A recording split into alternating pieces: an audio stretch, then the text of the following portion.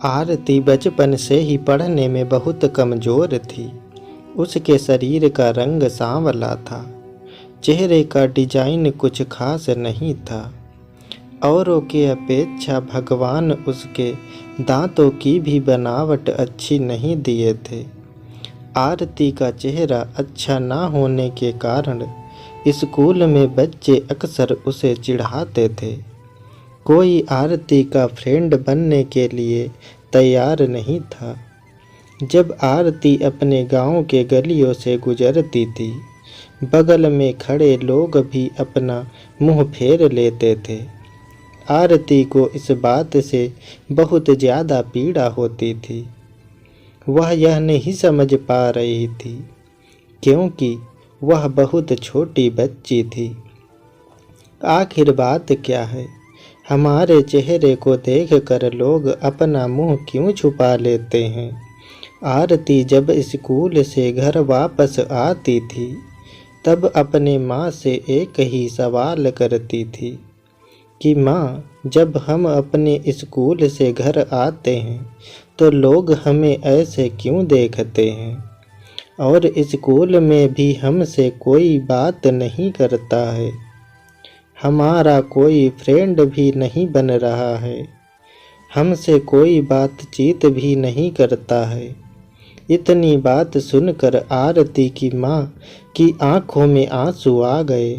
वह फपक फपक कर रोने लगी, लेकिन अपनी बिटिया को यह समझा नहीं पा रही थी कि तुमसे लोग इतना घृणा क्यों करते हैं। माँ आरती से बहुत ज़्यादा प्यार करती थी। गली मोहल्ले में आरती को जब लोग मनहूस बोलते थे, तो आरती की माँ कड़े शब्दों में जवाब दे देती थी। आरती की माँ अपने कलेजे के टुकड़े को हर वक्त अपने साथ में रखती थी, और जो भी उसे बोलता था उसके बदले में जवाब दे देती थी। आरती धीरे धीरे अपनी पूरी उम्र जीने की एक आदत बना ली, और जो लोग बोल रहे थे उसके पीछे कुछ और सुनने के लिए तैयार नहीं रहती थी।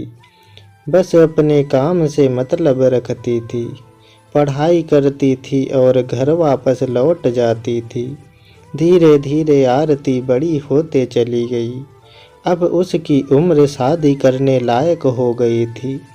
अब उसके पापा लड़का खोजने के लिए एक गांव से दूसरे गांव में जाने लगे, लेकिन जो भी लड़का वाला आरती को देखने के लिए आता था, वह बिना पसंद किए लौट जाता था।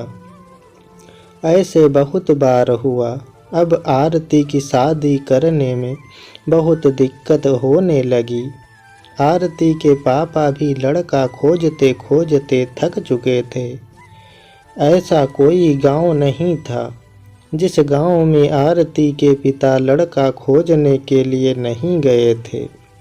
अब आरती के पापा भी गुस्से में आकर आरती को मनहूस बोलना चालू कर दिया। लेकिन माँ ही एक ऐसी थी जो सभी लोगों को समझाती थी, और आरती के बारे में भला बुरा कहने वालों को सबक सिखाती थी। भगवान ने भी आरती के साथ बहुत ही क्रूर मजाक किया था। शरीर के बनावट ऐसे बना दिए थे जिसे देखकर कोई भी लड़का पसंद नहीं करता था। आरती भी इस बात को लेकर चिंता कर रही थी कि पापा हमारे लिए इतनी दूर दूर तक जाते हैं लड़का देखने के लिए, लेकिन हमें कोई भी लड़का पसंद नहीं करता है। आरती अपने कामों में ज़्यादा व्यस्त रहती थी। वह खाना बनाने में बहुत ज़्यादा समय देती थी। आरती को खाना बनाने में बहुत ज़्यादा मज़ा आता था। आरती ने बहुत सारे खाना बनाने की रेसिपी के बारे में जानकारी हासिल कर ली थी। इसके लिए उन्होंने किताबें, रेडियो, टीवी चैनल पर वीडियो देख ली थी। आरती के द्वारा बनाया गया खाना बहुत स्वादिष्ट और टेस्टी होता था। आरती की तारीफ उसके चेहरे से कोई नहीं करता था, लेकिन उनका खाना बनाने का जो तरीका था, उनके खाने में जो स्वाद था, उसे हर कोई तारीफ करता था। खाना बनाने में आरती के जितने भी आजू बाजू औरतें थीं, उन सभी औरतों में बहुत ज़्यादा फेमस हो गई थी। जिस औरत को लगता था कि कुछ आज नया खाना बनाना है और कुछ नया आइडिया इसमें टेस्टी लाना है, तो आरती के पास आकर जानकारी लेती थी। बहुत सारे औरत यह भी सोचती थी कि आरती के द्वारा बनाए गए खाना को हम सीख लें, लेकिन यह उन सभी के बस की बात नहीं थी। आरती के हाथ में ऐसा टाइमिंग जादू था, जो आरती के इस कला को कोई सीख नहीं पाया। आरती का जीवन और उसका लाइफ चक्र उतार चढ़ाव में कटता रहता था। माता पिता और रिश्तेदार बहुत कोशिश कर रहे थे कि आरती की कहीं ना कहीं शादी हो जाए। बहुत कोशिश के बाद माँ पापा ने एक लड़के वाले को मना लिया था। वे सब आरती को देखने के लिए घर पर आने वाले थे। आरती को इस बात की खबर लग जाती है कि हमारी शादी होने वाली है। आरती दुखी हो जाती है और गुस्सा करने लगती है, और आरती रोती हुई कहने लगती है कि आप सब इतने सारे लड़के वालों को देखने के लिए बुलाते हो, लेकिन कोई हमें पसंद नहीं करता है, और जो भी आता है हमारा मजाक बनाकर चला जाता है। आप सबकी बदनामी होती है। गांव समाज ये बोलता है कि लड़के वाले देखने आए थे और आरती को पसंद नहीं किया। गांव वाले भी कहते हैं कि पता नहीं उसके मम्मी पापा कैसे उसको जन्म दिए हैं।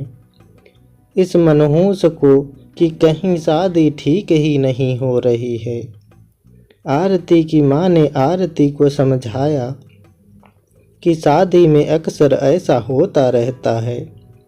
हर कोई किसी को पसंद नहीं होता है। जिसे तुम पसंद आ जाओगी वो तुमसे ज़रूर शादी कर लेगा। तुम अपना ख्याल रखो, तुम अपने आप पर ध्यान दो। कौन तुम्हें पसंद करेगा या नहीं करेगा, यह तुम उनके पर छोड़ दो। अगले दिन लड़के वाले आरती को देखने वाले थे, लेकिन आरती उसी दिन सुबह में ही सज संवर कर कहीं निकल गई थी। लड़के वाले घर पर आते हैं, लेकिन मम्मी पापा को नहीं पता था कि आरती कहाँ गई है। जब लड़की देखने की बारी आती है तो आरती घर में नहीं थी। लड़के वाले इस पर गुस्सा हो जाते हैं और आरती के मम्मी पापा को खरी खोटी सुनाते हैं। वैसे भी पापा आरती पर बहुत ज़्यादा गुस्सा करते थे, लेकिन उस दिन की हरकत से आरती के ऊपर खून सवार हो गया था। आरती ने अपने पापा को गुस्से में पागल कर दिया था। उस दिन आरती के पापा ने उसके मम्मी पर सारा गुस्सा उतार दिया। आरती के पापा ने उसके मम्मी को बहुत भला बुरा कहा कि यह सब तुम्हारी सिर पर चढ़ाने का नतीजा है। तुम्हारी ही वजह से आज आरती ऐसी हरकत कर रही है। अब शाम का वक्त होने वाला था। आरती घर को लौट चुकी थी। आरती के चेहरे पर बहुत ज़्यादा खुशी थी और उसके हाथ में एक चेक था। आरती कोई एक सर्टिफिकेट लेकर आई थी। आरती ने अपने उपलब्धि के बारे में अपनी मम्मी से कुछ बोलने वाली ही थी कि इसी बीच आरती के मम्मी ने उसको खरी खोटी सुनाना शुरू कर दिया। उसकी मम्मी ने आरती को इतना खरी खोटी सुनाई कि आरती सपने में भी नहीं सोच पाती कि मम्मी आज हमें इतना भला बुरा बोलेंगी। इससे पहले आरती की मम्मी ने आरती को इस तरह के शब्दों का उच्चारण नहीं किया था। आरती के माँ ने बोला, सब लोग सही कह रहे थे कि तुम सच में मनहूस हो। आज तुम्हारी वजह से सब कोई परेशान है। अच्छा तो होता कि तुम पैदा होते ही मर जाती। आज यह दिन हमें देखने को नहीं पड़ता। गांव घर में मेरा सिर नहीं उठ पा रहा है। आरती इस वाक्य को सुनकर अवाक थी। वह कुछ बोल नहीं पा रही थी, क्योंकि जब आरती बोलने की कोशिश कर रही थी, उसके मम्मी के शब्दों से उसकी आवाज़ दब जाती थी। आरती चुपचाप निठुर भाव से खड़ी थी। आरती की आंख में आंसू बह रहे थे। आरती बिल्कुल व्याकुल हालत में खड़ी थी। वह कुछ बोल नहीं पा रही थी। आरती अपने माँ से एक ही सवाल कर रही थी, माँ, क्या मैं इतनी बदनसीब हूँ कि मुझे आप मारना चाहती थी? क्या मैं मर जाऊँ? मैं इतनी बुरी हूँ, आप मुझे मारना चाहती थी? मैंने ऐसी क्या गलती कर दी? आरती के द्वारा बोला गया एक भी बात का असर उसके मम्मी पर नहीं था। आरती की मम्मी काम कर रही थी और गुस्से में चिल्लाती जा रही थी। आरती निठुर भाव से अपनी मम्मी की ओर देख रही थी और उनकी बातों को सुन रही थी। आंख से आंसू बह रहे थे, लेकिन आरती चुपचाप खड़ी रही। आरती एक ही सवाल बार बार कर रही थी, माँ, क्या आप मुझे मारना चाहते हो? गुस्से में मम्मी ने भी बोल दिया, हाँ। आरती बिना एक पल बिताए सीधे अपने कमरे में जाकर दरवाज़ा बंद कर लेती है। 1-2 मिनट के बाद में मम्मी का गुस्सा शांत होता है। तब आरती के मम्मी को अपनी गलती का एहसास होता है। उसके मम्मी आरती के रूम के तरफ गई और दरवाज़ा खोलने के लिए बोली, लेकिन आरती ने अपने रूम को अंदर से बंद कर लिया था। आरती के माँ ने जब देखा कि आरती अंदर से दरवाज़ा बंद कर ली है, आरती की माँ सोची कि यह कोई गलत कदम ना उठा ले। इसलिए आरती के मम्मी ने उसके पापा के पास तुरंत कॉल किया कि जल्दी घर आ जाओ। दोनों ने दरवाज़ा खोलने के लिए काफ़ी कोशिश की, लेकिन आरती ने दरवाज़ा नहीं खोला। कुछ समय बीतने के बाद आरती के पापा को अब एहसास हो गया कि आरती कुछ गलत कर ली है। आरती के पापा ने तुरंत दरवाज़ा तोड़ दिया। आरती के मम्मी पापा ने अंदर का सीन देखा तो अवाक रह गए। आरती ने दुपट्टे से फंदा बनाकर पंखे से लटक रही थी। अभी ज़्यादा वक्त नहीं हुआ था, वह सिर्फ बेहोश हुई थी। माँ और पापा ने तुरंत उसे उठाकर पंखा से अलग किया, फिर गले से दुपट्टा निकाला और बेड पर आरती को लेटा दिया। स्थिति को देखते हुए उन्होंने तुरंत डॉक्टर को कॉल लगाया। माँ की नज़र अपनी लाडली बेटी आरती के मुट्ठी बांधे हाथ पर जाती है। हाथ में एक चिट्ठी थी और टेबल पर 5 लाख का चेक मिलता है, जिसमें 5 स्टार होटल में शेफ की नौकरी करने के लिए कन्फर्मेशन लेटर था। उसी कन्फर्मेशन लेटर और चिट्ठी को लेने के लिए आरती बाहर गई हुई थी।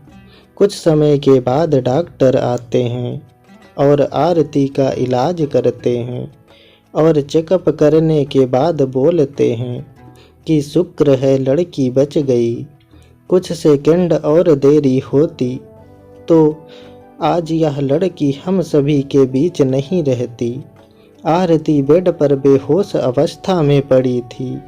डॉक्टर ने बोला कि आरती धीरे धीरे कुछ घंटों में ठीक हो जाएगी। मैं दवा लिख दे रहा हूँ जिसे आप मेडिकल स्टोर से मंगा लीजिए। माँ और पापा ने उस चिट्ठी को खोलकर पढ़ा जिसमें कुछ इस प्रकार लिखा था, मम्मी और पापा, मैं जानती हूँ कि मैं जन्म से लेकर आज तक कोई ऐसा कार्य नहीं की जिससे आप लोगों को गर्व महसूस हो, लेकिन मैं आपसे बताना चाहती हूँ कि मैं खाना पकाने में नेशनल लेवल कंपटीशन को जीत चुकी हूँ। इसमें मुझे 5 लाख का चेक और प्रथम स्थान मिला है। मेरे द्वारा बनाया गया खाना ऑर्गेनाइजेशन को इतना पसंद आया कि वह मुझे एक बहुत बड़े होटल में बतौर मास्टर शेफ की नौकरी के लिए कन्फर्मेशन लेटर भी दे दिया था। पूरी दुनिया मुझे खिलाफ हो, मुझे इस बात का कोई फर्क नहीं पड़ता और ना ही पापा की कड़वी बातों से मुझे रुलाती थी। मैं पापा से हर वक्त प्यार करती थी और मम्मी को दिल से चाहती थी। मैं जानती थी कि मम्मी और पापा केवल बाहर से ही सख्त दिखते हैं, लेकिन अंदर से मुझे बहुत ज़्यादा प्यार करते हैं। यदि मम्मी और पापा मुझे प्यार नहीं करते तो मेरे लिए बिना कहे हुए कपड़ा, मिठाइयाँ, किताबें नहीं लेकर देते। माँ की ममता और प्यार को कोई क्या बयां कर सकता है। माँ मेरी चाहत और दुनिया थी। पापा का प्यार मुझे बहुत सताएगा। मैं अब इस दुनिया को अलविदा कहकर जा रही हूँ। मेरी माँ, मेरे पापा इस दुनिया के सबसे खूबसूरत इंसान हैं। मैं जानती हूँ कि आपने कभी ना कभी भगवान से प्रार्थना जरूर की होगी कि अगले जन्म में मेरे को ऐसे औलाद मत दीजिएगा, लेकिन मैं भी भगवान से प्रार्थना करती थी 7 जन्मों तक मुझे आप जैसे ही मम्मी पापा मिले, और आज यही प्रार्थना कर रही हूँ। मैं उस भगवान के पास जा रही हूँ जिसे आप लोग बहुत पहले वहाँ पर भेजना चाहते थे। चिट्ठी में बहुत सारी इमोशनल बातें लिखी गई थी जिसे पढ़कर आरती के मम्मी पापा की पांव तले जमीन खिसक गई थी। आरती के मम्मी पापा बहुत पछतावा कर रहे थे और उनके आँख से आंसू बहुत ज़्यादा गिर रहे थे। आरती बेड पर बेहोश पड़ी हुई थी। उसकी माँ उसके सिर पर हाथ फेर कर रो रही थी। पिता को बर्दाश्त नहीं हो रहा था। वह भी आरती के लिए ज़ोर ज़ोर से चिल्लाकर रोने लगे और उनको गलती का एहसास हो गया था। तो फ्रेंड्स, आशा करता हूँ आपको ये कहानी बेहद पसंद आई होगी। अगर आपको ये कहानी पसंद आई है तो चैनल को सब्सक्राइब कर लीजिए। Thank you.